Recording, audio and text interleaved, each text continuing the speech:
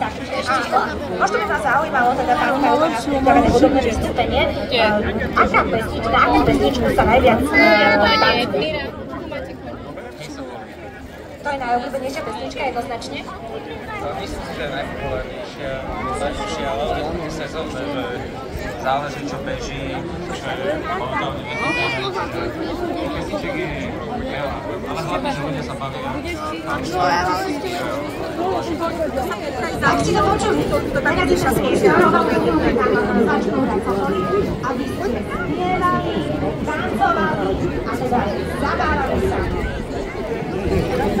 Pán Simanský povedal, že on sa myšlí, tak ja vám príjemno budem sa pýtať len takto na tajňača, už vôbec to nikto neuvedomí. Vôbec to nikto rozprávame.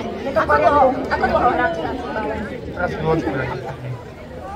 Dobre, to znamená, že ja keby som hrala 5 minút, tak sa mi podarí to, čo dnes mám? Áno, môžem povedať.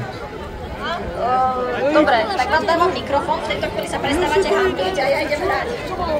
Nie, vážne, ešte som na tom nehrala, môžem si to vyskúšať?